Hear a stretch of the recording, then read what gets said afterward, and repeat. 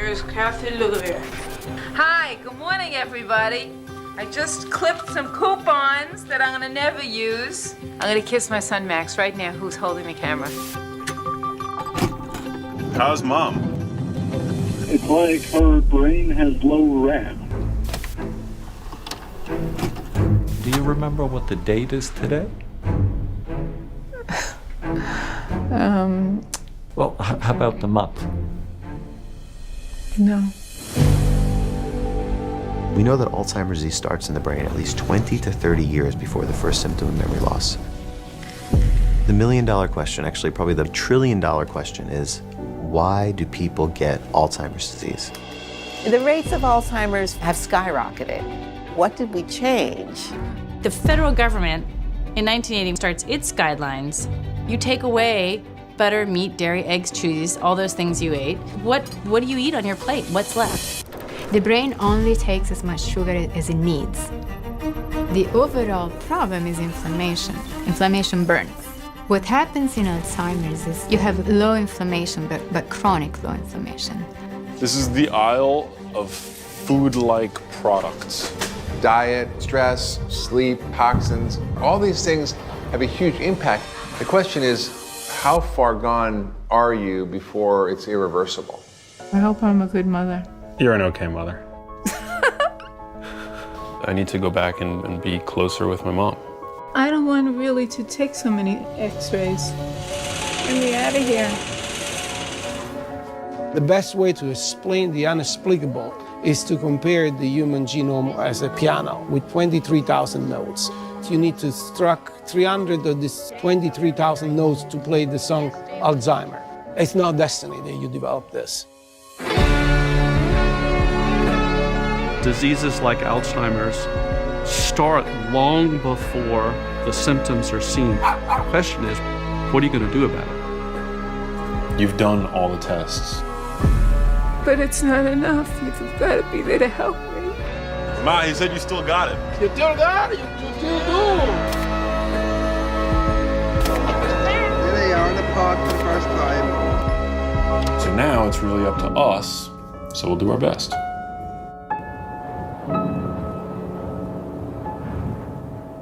You guys are watching my trailer. June 27th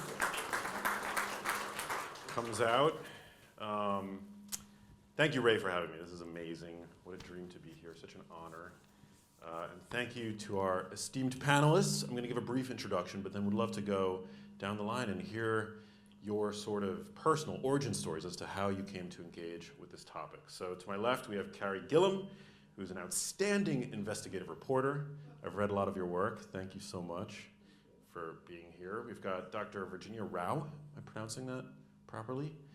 Wonderful. We have an environmental epidemiologist who's made some groundbreaking discoveries regarding pesticides and compounds found in umbilical cord blood and really important stuff. And then, of course, we have Dr. Tim Greenamyer, who is a physician who's engaged with some of these chemicals that we've been talking about all morning and has a really personal story to share as well. So yeah, would love to just sort of go down the line and hear more about your backgrounds. Do you want me to start? Please. Can you all hear me? Okay. So I got interested, I'm a neurologist by training, a scientist. Got interested in an enzyme in the brain and throughout the body called complex 1. It's in the powerhouse of the cell called the mitochondria. And for that purpose, I was using a compound called rotenone. I was relatively careless with the compound because I didn't realize how dangerous it might be. I think I got substantial exposure to this chemical called rotenone, and later proved that in animals it can cause something very similar to Parkinson's disease. Based on our work, Dr. Tanner, who was just on the previous panel, did epidemiologic work to show that rotenone was really a risk factor for developing the human disease. And about 4 or 5 years ago, after beginning my career about 30 years ago, I ended up with Parkinson's disease. Presumably, but not definitely due to the exposure and my careless use of rotenone. Yeah, I read the article in which you revealed essentially to the world, not just the world, but your patients. Yeah, it's that's one of the most difficult things for me. Is I'm still running or seeing Parkinson's patients in a clinic, and rumors started spreading before I made a general announcement that I have Parkinson's. Rumors started spreading, and some people knew, some people didn't know. I didn't know, even among my colleagues, who knew I had Parkinson's disease and who didn't. Some people were very direct and said, "I'm sorry you have this." Other people, I couldn't tell whether they knew and just were being polite and didn't want to say anything. And the same applied to my patients. When the article came out in Science explaining my situation, it sort of became available to everybody to know. Occasionally my patients will ask me how I'm doing, but I try to defer and have the conversation about them because they're here to see the doctor. They're not here to be a sympathetic ear for me. I still find that a little difficult dealing with patients asking me how I'm doing. Thank you for sharing. Dr. Rauh. Yeah, so I got started, I'm at Columbia University, and the exposure, the pesticide exposure that we were looking at was because of indoor residential use. A lot of spraying in apartments for cockroaches and pest infestations. And at that time, we actually had no intention of looking at neurodegenerative disease. This was a prospective cohort study, a birth cohort study, and we were looking at levels of pesticides, specifically chlorpyrifos, in umbilical cord blood. And Dr. Freehoff did a beautiful job of explaining the problems with chlorpyrifos, what it was developed for in the 1930s. It was repurposed for agricultural use in the 50s, and not surprisingly was a very effective insecticide. And what happened with our prospective cohort, now the young people are turning 20, 25 years of age, and I've sort of matured with the cohort as they've aged, and what started out as a neurodevelopmental disorder study has now become early indications of subsequent neurodegenerative disease. Chlorpyrifos, of course, in occupational exposures is well known to be associated with PD. So Dr. Tanner referred to this and talked about the prodromal period, how early do you know, and the little piece that you just produced suggested, you know, how long or how early can you catch it before it's irreversible. And that's exactly what we're looking at this point, because we have high exposure and low exposure kids based on the biomarker in umbilical cord blood, and they're now in early adulthood. And we're trying very, very hard to find signal for early neurological problems and some brain anomalies, and they're there.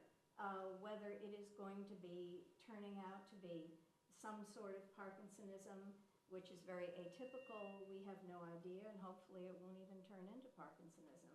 But we're actually just pushing back the prodromal period into what we call the pre-prodromal period, hoping that the science will progress with us and that we can get some staging and some markers so that we can do exactly what you said, find out who's going down that trajectory before it's irreversible.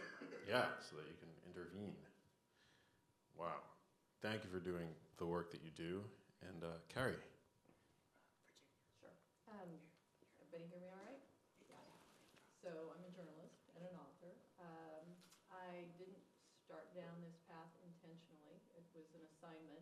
Reuters hired me in 1998 and assigned me to move to Kansas and start. You cannot hear me. A little louder. Louder. Is my mic on? Here. Oh. How about this? Okay. Yeah. So 1998, I was hired by Reuters Newswire to move to Kansas and to start writing about agriculture.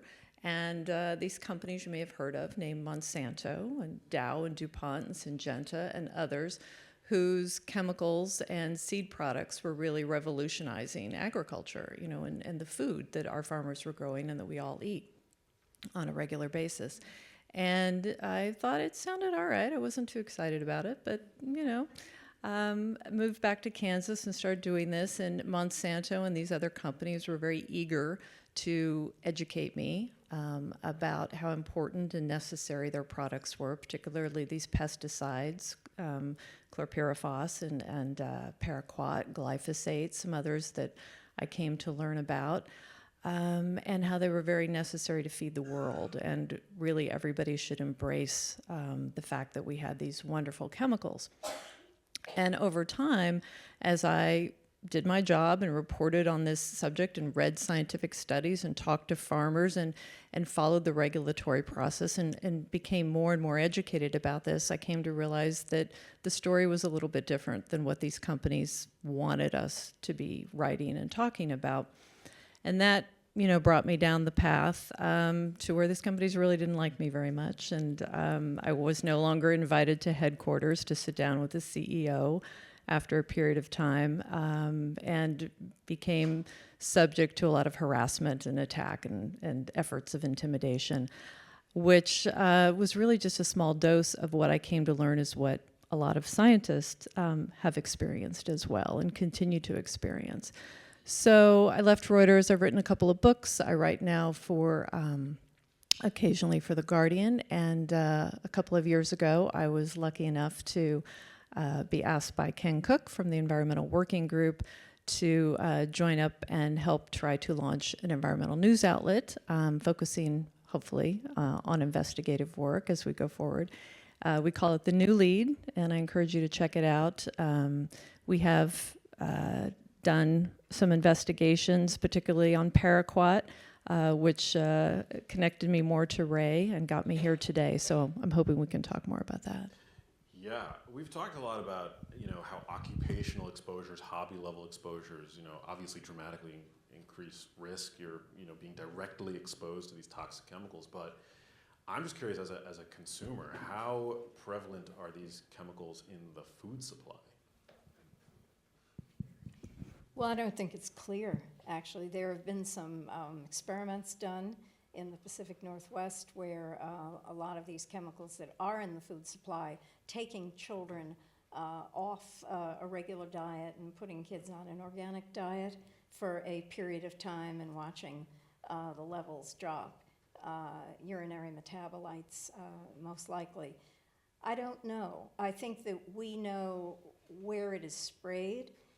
In fact, I think you're touching upon something very important for the science. We don't have very good dosimeters of exposure unless we happen to have a biomarker. Usually the studies, the epi-studies, are looking at the volume of pesticides that have been sprayed in a particular area, for example, agricultural, and how the workers, how much they might have been exposed, how much they were working, what the climate conditions were.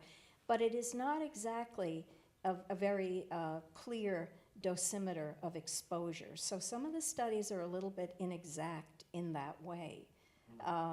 There are other ways of going about it, but I think it is one way we could really do a better job in determining what the levels of exposure are.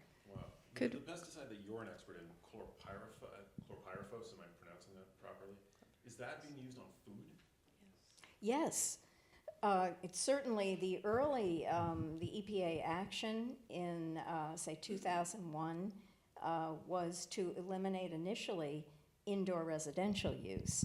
It was very effective, and we were still studying the umbilical cord blood in our work in New York City, and we just watched the levels go down in maternal and umbilical cord blood. Then after that, as we heard this morning, EPA has had a difficult time sort of going forward on all fronts, and the agricultural purposes were really only officially banned in 2021.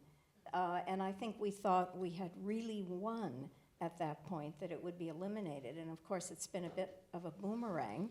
And in November of 2023, of course, the 8th Circuit District Court vacated the EPA ruling. So we now have chlorpyrifos on the market again. Could I just address, in terms of pesticides in foods? Yes. There are reports done every year, most of you may be aware of this, by the USDA and the FDA that specifically do that. They test thousands of samples of food and they look for residues of these different pesticides that are used in agriculture, for which their tolerances have been set by the EPA. And they put out reports every year, and I used to just eagerly await my report so I could scan through all the data and see how much chlorpyrifos was on, blueberries that I was going to give my kid that morning for breakfast. Actually, I switched to organic blueberries and strawberries and all that sort of thing as I began reading these reports on a regular basis. But you can see, in the USDA's most recent one, I believe this is the most recent from 2022, 72.4% of the foods were found to have pesticide residues, and there were over 10,000 food samples. So 72.4% had pesticide residues, a whole array of insecticide and fungicide and herbicide, weed killer, all sorts of things you probably wouldn't want to be giving your kid for breakfast. Now the EPA, FDA, USDA say it's nothing to worry about. Most of those are within these maximum residue levels that they set. So you shouldn't worry if you're eating, food dosed with chlorpyrifos and glyphosate and all these other things. There are organizations that disagree with that. There are a number of scientists that disagree with that. It's important to note that these tolerance levels are among the most tolerant, the highest, typically in the US of other countries. Many other nations don't allow those high levels that we do. It's also worth noting that the government doesn't always report residues that are found. I was able to obtain documents in which FDA scientists were finding glyphosate in organic honey and in a whole lot of other different foods that they were never reporting to the public at all because it wasn't an official test. So there's a lot of gray in this question about how much do pesticide residues in our food and our drinking water really affect our health. And I think a lot of it is because we're not testing for that. We're not, there's not a lot of biomonitoring going on in terms of what pesticide residues are in people. And we're not getting good, really, reporting, I think, in a transparent way, looking at what these really could be doing from our federal government. Yeah, I think there's also an issue that buying organic doesn't necessarily buy you safety. Until recently, the chemical that I use, rotenone, was approved by the organic gardening industry because it's natural and must be safe. Some of the most toxic things known to man are natural. So that's one issue. For those of you who are old enough to remember growing tomato plants and that kind of thing, where you'd have a puffer of insecticide to spray on your plants, that was all rotenone. So people were exposed to this without knowing it for years. Around what timeline was that being used? Well, I was using it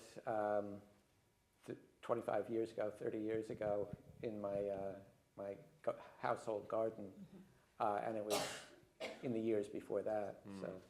And chlorpyrifos was in Raid. And how many people had cans of Raid under your kitchen sink? Very common household product. It's like chemical whack-a-mole. Yeah. Shocking. So that's a fascinating point that you bring up, and an important point that natural doesn't necessarily mean safer.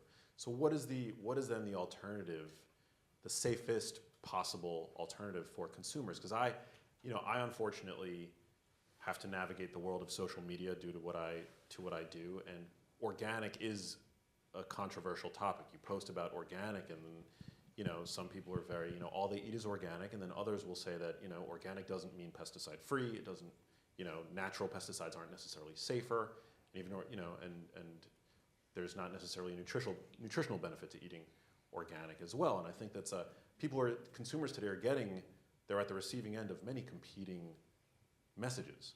So how do you then reconcile those different messages? I guess personally, I think organic in general is safer, despite my caveat. I think organic, they may have pesticide residues, but it's less than other commercial agriculture probably. Many of the pesticides are fat soluble. Does that imply that they're not easily washed off, or is that not necessarily true? I think that's more an issue for internally in the body. It's pretty hard to scrub a strawberry. If you could rinse your apple or something, but it is tough to wash off some fruits. I think you sort of destroy the essence of the fruit. I think the lipophilic nature of some of the pesticides and insecticides spells problems for the body because of where it is stored, and it may stay there for a long time. And it acts essentially like a long-acting depot drug. That's right. So it's stored there and it's slowly released, so you're sort of chronically getting exposed to it. Are there any ways of, for lack of a better term, detoxing these compounds? I mean, I know that term has been sort of co-opted by the wellness industry, but I mean, as somebody who has a Parkinsonian condition in his family, and was likely exposed for many years to similar compounds that my mom was exposed to, I mean, is there anything that I or anybody listening to this might do to safeguard their long-term health? I don't have any great suggestions. I think one of the things we're working on is ways to mitigate the toxicity once the toxicity has been recognized. For example, we can expose animals to rotenone and do that for a short period of time, and over time those animals spontaneously start getting worse in terms of their Parkinsonism. But we can try and figure out what we can do to prevent that progression from getting any worse. With regard to neurodegenerative conditions, is there any evidence that being exposed to these chemicals at the levels that they are present in food might increase risk? I mean, I don't know. It depends how much food you eat, and I think actually where you live, because don't forget the food and the airborne, that it's sort of confounded. So it may be sprayed on food, but that is in agricultural areas, and there is drift and ambient exposure to all the people who live nearby, including the farm workers themselves, but the communities. One of the things that this brings up is the dose that's toxic to a human and versus the dose that's toxic to an experimental animal. And one of the things that is frequently brought up by the EPA and manufacturers of these chemicals is that the dose and route of administration of the toxins experimentally bears no relation to what is done in humans. And to some extent that's true, but I would argue that if you have a chemical that goes in and zeroes in on the specific dopamine neurons that die in Parkinson's disease, out of 4 billion neurons that you have or more, and it goes after those thousands of cells that are dopamine specific, that's telling you something about the toxicity of that compound, that it can go in like a laser-guided rocket and destroy those cells. By the same token, there's a protein that makes up the Lewy bodies called alpha-synuclein. It causes alpha-synuclein to aggregate into Lewy bodies, but it doesn't affect other proteins the same way. So you're getting a level of specificity that is remarkable. So I would argue if it does it at any dose, it's a dangerous thing. So looking at the exposures of humans and trying to extrapolate it to what we do in experimental animals, I don't think is necessarily appropriate. There's a startling connection that has emerged in the literature between the gut and the brain. There was a really interesting study that came out a couple of years ago, which I haven't tracked since, but that found that patients who had a truncal vagotomy, where they had their vagus nerve severed, had something like a 50% risk reduction for developing Parkinson's disease. So this idea has emerged that Parkinson's disease might begin in the gut, and then also, constipation is an early symptom that's sometimes seen. Have you tracked any of that research at all? Yeah, it's sort of a hot topic in Parkinson's disease, that this protein called alpha-synuclein that I mentioned can misfold into the wrong shape and it becomes toxic. And when it contacts the next molecule of this alpha-synuclein protein, it confers that into being misfolded. And this can spread from cell to cell to cell. So there's some idea that it begins in the gut for unclear reasons. And the synuclein can spread progressively from one neuron to the next up into the brain.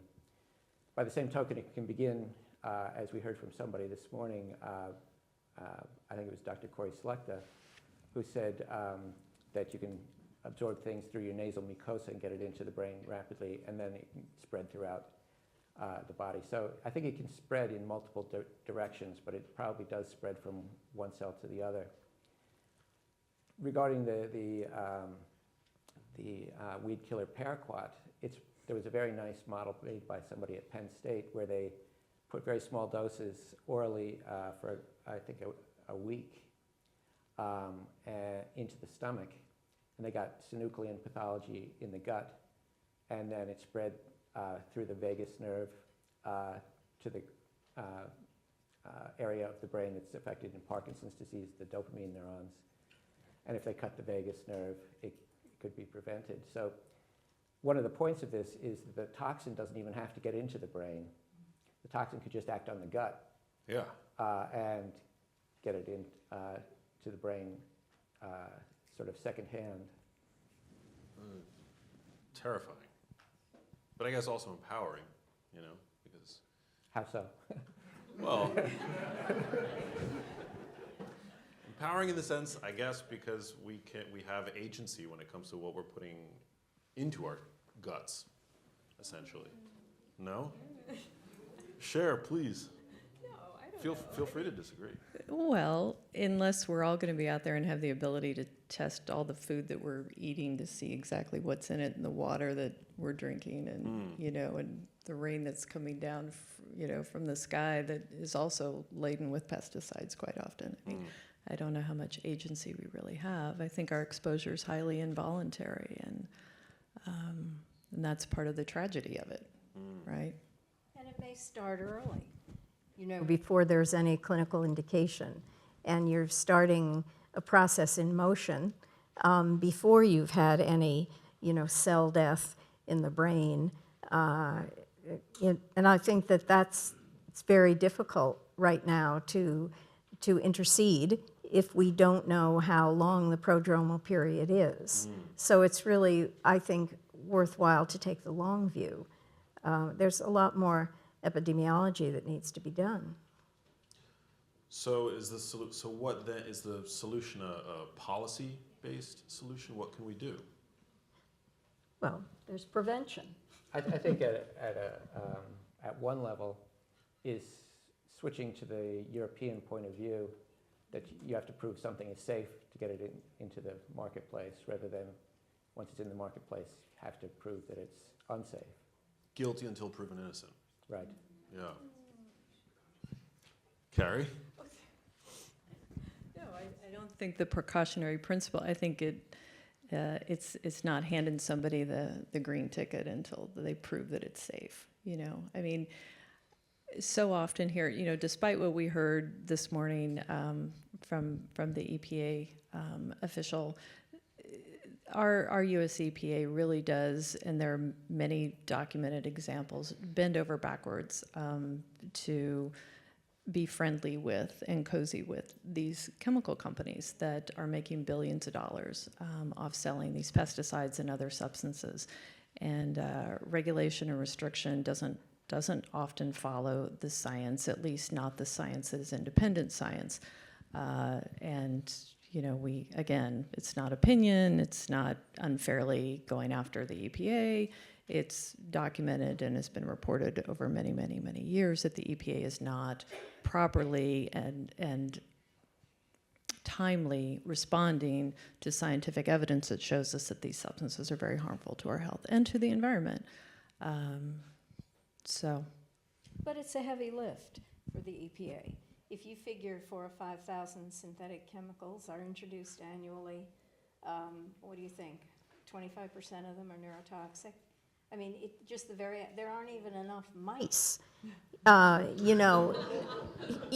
be testing these, even if you're trying to do some new, high throughput methods to try to test different classes of chemicals. It's still a very big job for the EPA, so I'll cut them a little slack there.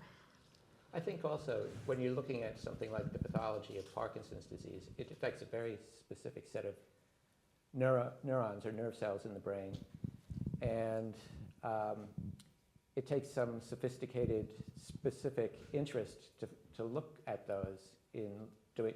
So it's not done in general toxicity testing of a new chemical that's coming out or a new pesticide or whatever it is. Should it be? I'm not sure, but it's a very particular kind of study that has to be done to show that it doesn't cause that pathology. Do we know, it sounds like these chemicals are selectively, as you alluded to, selectively targeting these dopamine-producing neurons in the case of Parkinson's disease. Do we have any indication as to why that might be? In my field, that's the trillion-dollar question. The dopamine cells seem to be particularly vulnerable to things, but it's not that something like paraquat makes all the cells in the brain sick, and the dopamine neurons are the weakest and they die. It selectively goes in and targets the dopamine neurons. And you can see that post-mortem in the substantia nigra. You can see areas where there's been substantial cell death in the melanin. So, in terms of prevention, where do you guys see the field heading? Where would you like to see it head? Well, I asked him that question this morning. I didn't have an answer.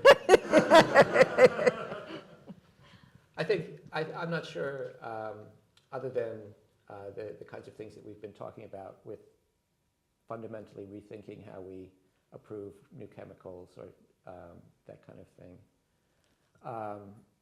Other than that, I think the next step is mitigation. Once you know that toxicity has taken place, can you come up with a drug or some other treatment that will prevent the further degeneration?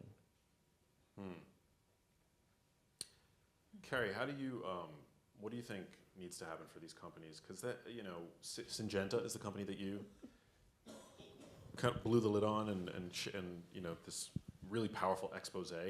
But there are lots of companies out there, right, that are probably likely using the same tactics. And is there anything from a policy standpoint, from a consumer standpoint, anything that we can do to demand greater transparency? I don't know. I'm a journalist, right? I'm not a policy person. I think what you can do is support support nonprofit journalism and good journalism, and read Sharon Lerner's piece out today in the New Yorker and ProPublica, where she takes it to 3M.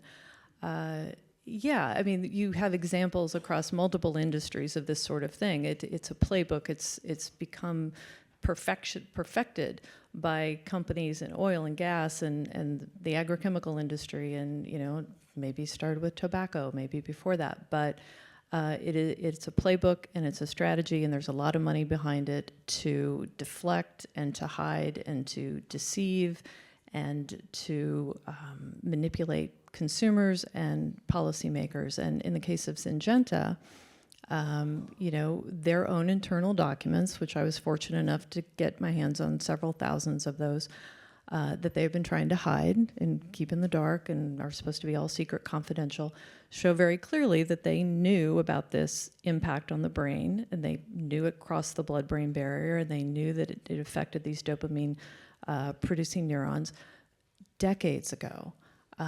Their own scientists were replicating this very damaging information, and they never told the EPA about this. And instead, what they worked to do, which you see in their own documents, is to come up with strategies to insulate themselves from the litigation that they were certain was going to descend upon them at some point. And they developed a SWAT team to try to take down scientific studies that were linking paraquat to Parkinson's and all those sorts of things, and it's almost not even remarkable because it happens so frequently. You saw it in DuPont, and the movie Dark Waters is out to talk about that, and it was the same story with Monsanto and glyphosate and Roundup, very much similar to that. So I don't know, what is the answer? Have a stronger regulatory system, have more educated, more informed, more engaged consumers. I don't know, move to Europe, I mean. They're allowed to put the food, that you can take the same food product, brand, here and compare it to the European model. And is it true that we're allowed to put ingredients in the US versions of foods that are not allowed? Yes. Yeah. Well, yeah, certainly. And I've heard some push back against that, saying that they're just labeled differently in Europe. So, for example, here, and I'm not the expert here, so I'm just curious. But this is well, and again, that's not my area of expertise, but certainly you can see pesticides that are banned for use in other countries are allowed for use here.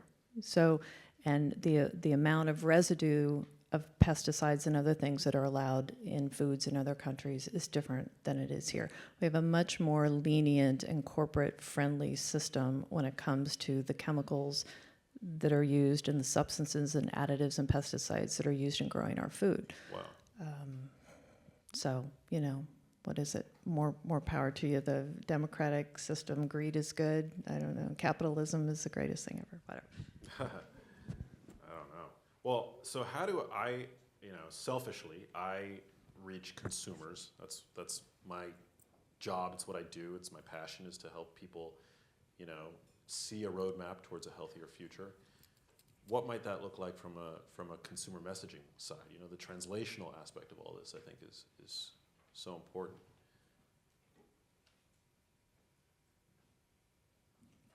Eat organic. Eat organic. Exercise regularly. Exercise regularly.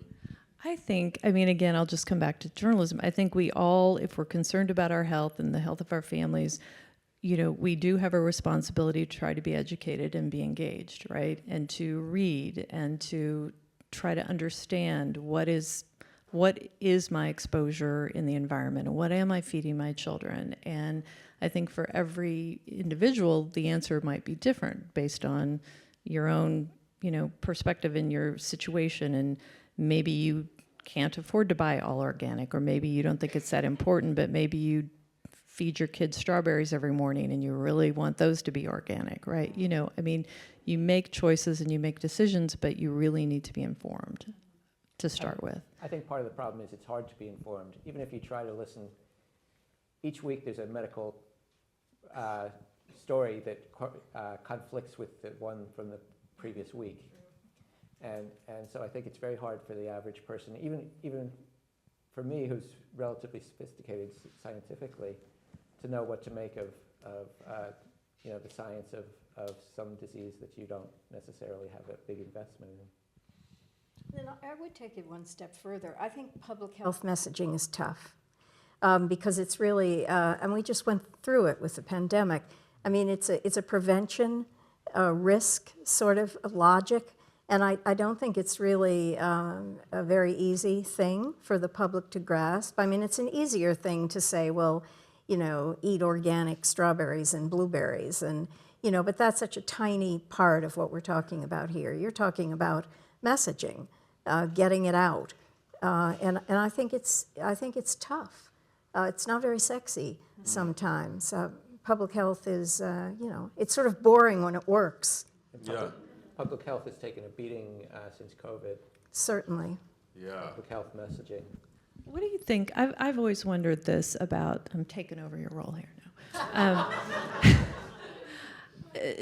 This biomonitoring, maybe that's the wrong word, but when I go to the doctor every year and they take urine samples and they take blood samples and, God knows, they test for your, whatever it is, I don't even know, cholesterol and that sort of thing. But they don't ever test for glyphosate or pesticides or heavy metals or these other things that might really be affecting your health. And I did ask my general practitioner one time, and of course she had no idea what I was talking about, and I told her to read my book, but I don't think she did.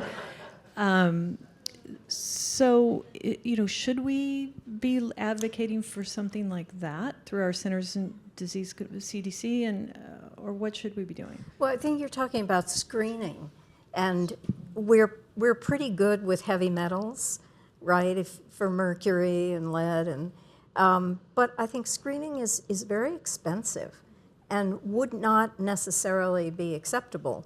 Mandatory screening. I mean, it's just it's something that we really haven't, the art of science or medicine, we've not really progressed, I think, to the point that we have a very good way of doing that. I mean, there's all sorts of AI things come to mind that we could do things in the future, but I think at the moment we don't even screen for cardiovascular risk among young kids unless they're obese or have high blood pressure. So we aren't a strong screen. We don't do a lot of preventive medicine. I think there is a potential role going forward for that kind of thing, though. I think we're talking about doing whole genome sequencing on people as a routine screen for disease or risk of disease. So it's reasonable to think if you could come up with some sort of mass spectrometry-based assay for the 100 worst or the 100 most common environmental toxins or something like that. I think it's reasonable to think in those terms. I don't know how realistic it is right now or in the near future. How expensive is it to test for these kinds of chemicals? Just to get like a urine glyphosate read. I don't think you can get it. I mean, I don't know that you can find it. There are companies that do that now. There are plenty, I would say, that you can get it, but not at your regular doctor's office. It's not on the panel that they could and check. your insurance right. would definitely not pay. So. Yeah. And you have no idea what, presumably any value of a toxin is bad, but you don't really know what the range of exposures is until you start doing it in 1 million people. Right. Yeah.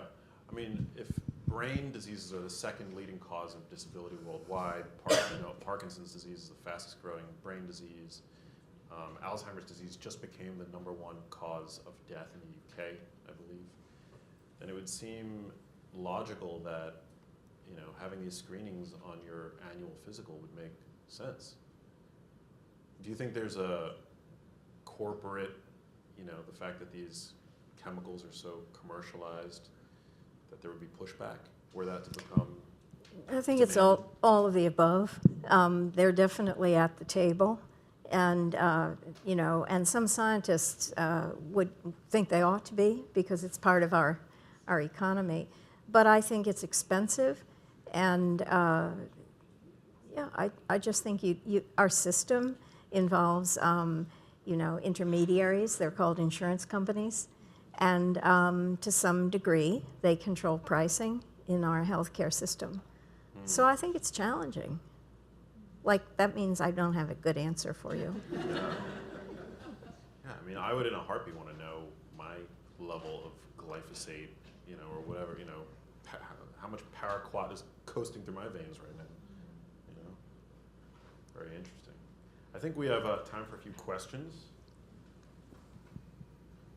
Yes, sir, you in the front. Yes, thanks for the wonderful discussion so far. Just a practical question. I'm father to two young children.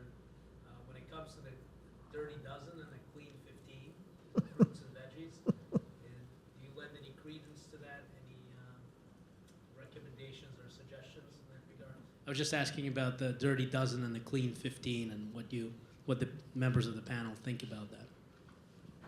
That's a great question. I'd love to. I can guarantee you that if I were to post on social media to my 1 million followers, that I would get many people in support of this notion of the dirty dozen, but then I would, with absolute certainty, get pushback and people telling me that it's pseudoscientific.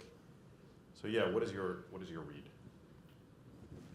Well, who are the people telling you it's pseudoscientific, and where are they getting their funding? And are they one of the front groups set up by the agrochemical industry? Likely, the yes. American Council on Science and Health. That's my hypothesis, but it's not. You can't talk about it without getting. Right. Yeah, you can. I mean, I don't know. I think, again, these are helpful educational tools, right? So people out there, consumers, don't have to read through the thick, USDA pesticide residue data monitoring report every year. They can get this quick cheat sheet. So certainly, it's true. It's based on data. Whether or not you think it's useful is a personal opinion, I guess. But that's my view. I mean, I think you made a great point. If it's something that you're eating every single day, then it's likely in your best interest to make sure that it's organic. And care about your health. Yeah, makes perfect sense. Yeah. Organic is expensive. Yes. So you're introducing some inequity there, and that's not a good thing. So again, it's really a tough question right now, I think. Yeah. The demand, though, equities of economies of scale, like now you can get organic at Walmart, at Target. Yeah. You can buy grass-fed beef at Costco, in the frozen section. What would they spray that grass with? Huh? What would they spray that grass with? Good question. Hi, Larry Gifford from PD Avengers. I'm curious if you guys have taken notice of the new trend of Bayer now with Monsanto, and then also going with buying Blue Rock. So now they're taking money from both sides. Do you have a reaction to that? Sure, I don't mind. Bayer is in with Monsanto. And they merged, I guess, or they bought them out. And then just recently they bought Blue Rock Therapeutics. So now they're taking it from the side of the pesticides and herbicides, and now they are also trying to cure whatever's wrong with us. No, I would say, yeah. I mean, that's a good observation. It's not new necessarily. I mean, Bayer has its roots in pharmaceutical company. They acquired Monsanto in 2018 and absorbed the agrochemical unit and the seeds and chemicals through that point, and have suffered greatly because of it. Lost half their shareholder value, more than half, I think it was, and have had to pay out more than $11 billion so far in litigation, settlement costs and things like that. So, yeah, but I mean, yeah, cause the disease and then sell the cure. I mean, I think that's not unusual, unfortunately. So, thank you. I heard a lot of questions about what I can do, or what food should I avoid, what food should I privilege, can I test my urine? I'm from Switzerland, and so I was happy to get the credit for European ways of doing things, except for Syngenta. But what's interesting, Syngenta, as you know, is forbidden from selling its chemicals in Switzerland. I think the reason why a lot of this works in Europe is that people aren't asking the question, should I eat this, should I eat not that? They say, well, we have to join the farm workers' protests. It can't be that these two gentlemen from Camp Lejeune are the only ones in the room against an Armani-clad row of lawyers.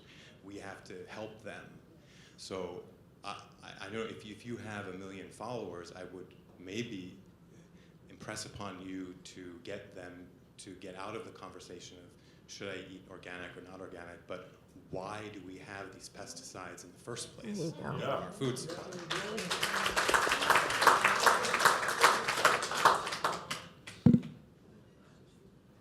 Great. Great feedback. Oh, I have the mic. Quick, this goes back to something we were talking about with the whole cumulative impacts, effects, and all of these things. Until we go deep into the deep discussion about systemic racism in this country, it comes back to what you were talking about in Switzerland. We have to be careful when we talk about banning things also, because when we ban things, they go to places that you don't even know, right? And then it creates other problems that you don't even know. And then it creates problems like displacement from countries because of the fact that the climate crisis, in addition to the toxics and so on and so forth, has created flooding, the challenges with crops and what have you. And then you're telling people, as you're looking at migrant farmers and guest workers and displacement from storms and what have you, go ahead and eat organically. Then when people come to health departments and say, I'm sick and I need better sources of food and what have you, then we're told you're a drain on a society, right? So we have to really pick and choose what type of society we're gonna have, okay? Either we're gonna blame the victim or we're gonna prioritize the issues that have gotten us to this point, and that's called systemic racism and the way we have utilized capitalism to work against the very least of these, making it okay to have marginalized poor and people on the other side while we can sit and talk about going to places like Whole Paycheck, Whole Foods, and others, to be able to shop our way through. We have got to find another way. Thank you. Thank you for those comments, because one of the things that I was going to observe is in this whole conversation, I hear a very strong undercurrent, or overcurrent, if you will, of food justice. Because one of the challenges, as we all know, is eating healthy, eating organic, whatever you think or don't think of that, is more expensive. And I wonder, I'm gonna open a little Pandora's box here, if part of the solution is actually even more ingrained in our policy in things like the Farm Bill and farm subsidies and how those are handed out. And Carey, I wonder if that's actually something that you've had exposure to in your work. Yeah, I mean, definitely to a degree. I think the policies that we see in the Farm Bill and elsewhere, perpetrated through our different agencies very much favor the conventional system and the system that rewards and enriches these companies selling these chemicals. We're very in favor of let's grow more corn, please, and make sure we douse it with fertilizers and pesticides and maybe some more soy. And there aren't the programs coming even close at supporting organic or conservation or restoration or regenerative. We just don't put as much money into that, and it's very specifically because the very powerful lobbying in Washington, D.C. is keeping us locked into that conventional system as much as possible. So again, you need a paradigm shift. You really need to change things in all of these different areas. You know, if we're going to have what you're talking about in terms of food justice and change. You know, I remember talking. I'm not going to remember this anecdote correctly now because it was so long ago, but it was a USDA guy who was out, extension agent working for USDA, and his job was to try to get farmers to sign up for, like, to use cover crops and use different practices where they could get a little bit of money that the USDA was putting out for them.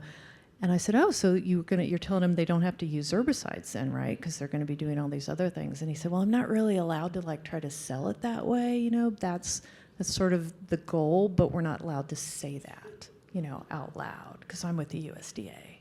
We don't want to say herbicides are bad.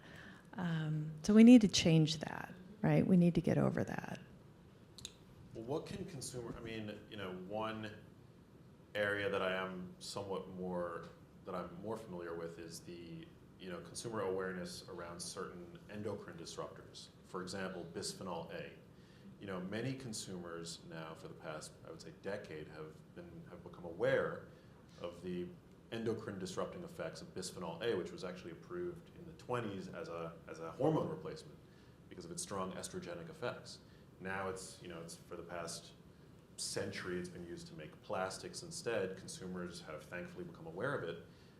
And now we have BPA-free, you know, bottles on the market. But what has the industry replaced BPA with? BPS and BPF, which have actually less evidence, probably just as harmful. But again, it's like this chemical whack-a-mole game. So, you know, getting back to our Swiss friends' suggestion, like, how do we get these actually out of the food supply and, you know, the environment? Like, where do we even start? If you know, it's this conversation's ultimate fate is, okay, we're going to remove one chemical, but we're just going to replace it with another. I'm just a scientist. But your point about replacement products is enormous, and then they have to be vetted. And that has certainly happened in the pesticide industry. You can just look at it over time. It's a tremendous problem, but it just goes back where it's circular reasoning because a lot of new chemicals are introduced. I mean, we live in a country where it's a big economy, and we don't have a system for vetting like Switzerland or lots of other places. And so I don't have, you know, any good suggestions there. I don't know how to deal with it.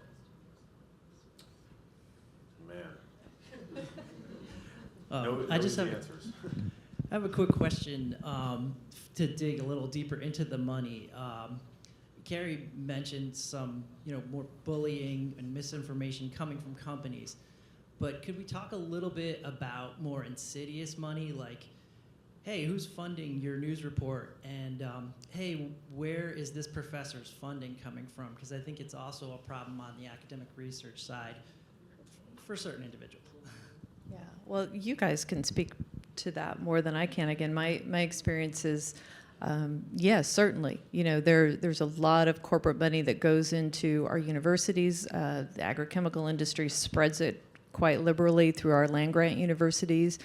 You know, in the University of Missouri, I don't know if they still do, but had like Monsanto Auditorium, and it very much impacted the research and does impact the research that comes out of these places. And again, it's not speculation. I mean, that's something that's real and has happened. I've spoken with the scientists and interviewed them, and many scientists feel that their work is curtailed, and they really aren't able to do the type of research and publish that they want to. I mean, you've had whistleblowers come out, USDA, and say that, and others, and I think there are more maybe subtle or insidious things that go on as well. But you also have the funding of these front groups. I call them front groups, but organizations that say they're independent scientific and health nonprofits. The American Council on Science and Health has that wonderful sounding name.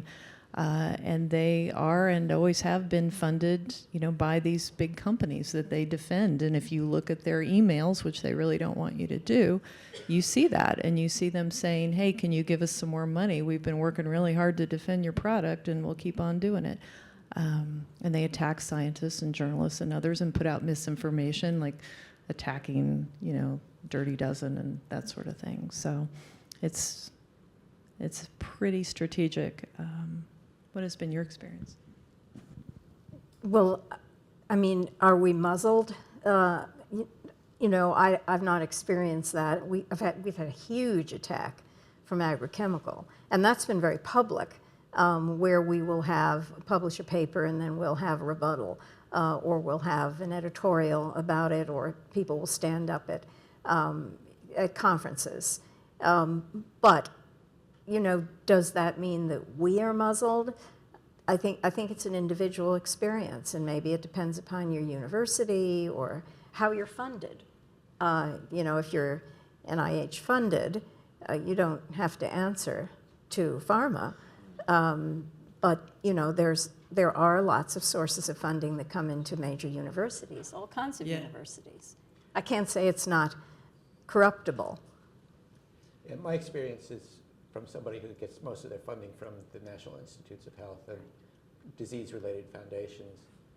But I will relay one anecdote where a relatively well-known Parkinson scientist that I know published that paraquat caused loss of dopamine neurons, like in Parkinson's disease.